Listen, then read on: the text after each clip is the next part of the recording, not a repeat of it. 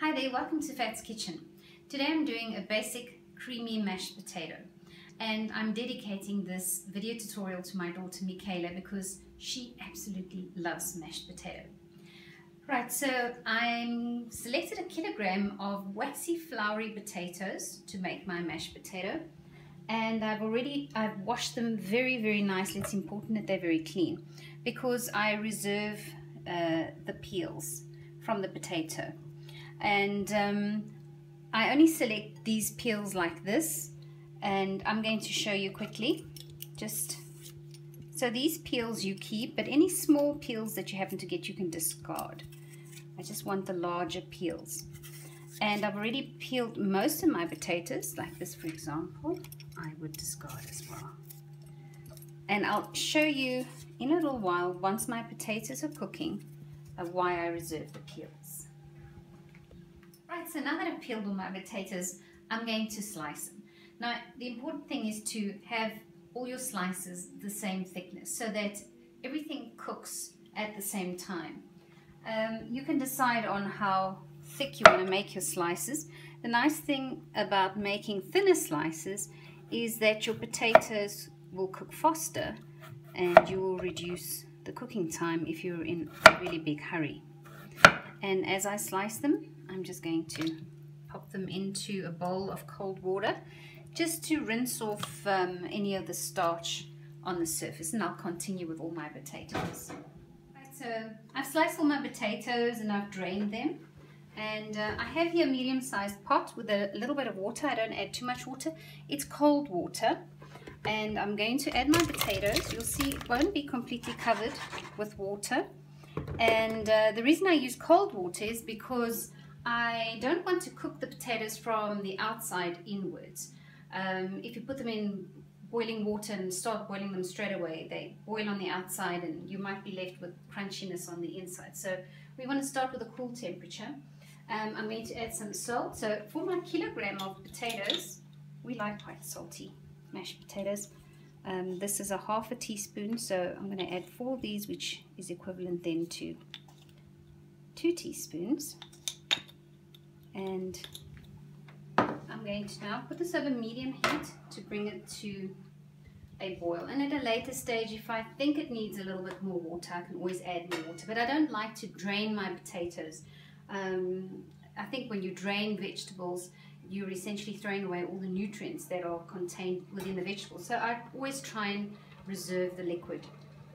So we'll leave that to start boiling. As soon as it starts boiling, I will reduce the heat. This pot is equipped with a nice tight fitting lid, so there's going to be a lot of steaming taking place that will help with the cooking process.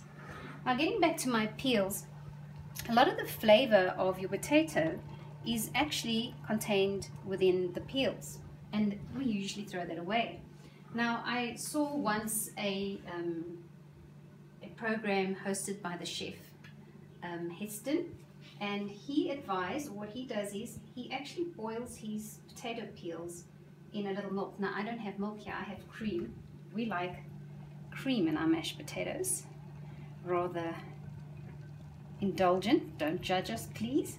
So what I'm going to do is I've put in half a cup of cream, and I'm going to pop these peels now into the microwave, and I'm going to cook them on high for 2 minutes. And then let them stand until right in the end when I'm ready to mash, and let the flavor of the potato peels infuse in the cream. And I'm going to turn down my heat to really low and let my potatoes continue steaming. Okay, so my potatoes have been steaming for about half an hour, and you can see, even though there was very little water, they're quite soft. And at this stage, I'm going to add some butter, lots of butter. We like buttery, creamy mashed potato in my home.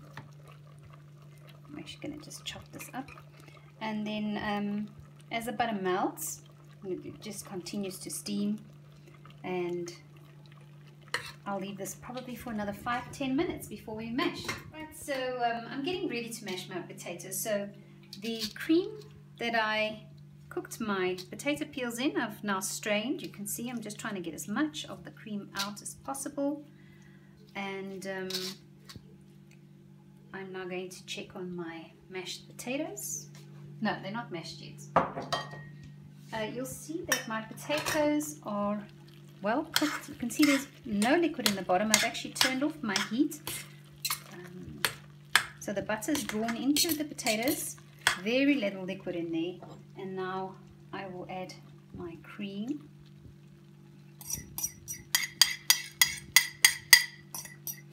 Actually, I think I could have done with a little bit more cream. And at this stage, you start mashing until it's lovely and smooth and fluffy. Thank you so much for watching. I hope you have found this informative, and trust me, it produces delicious mashed potatoes.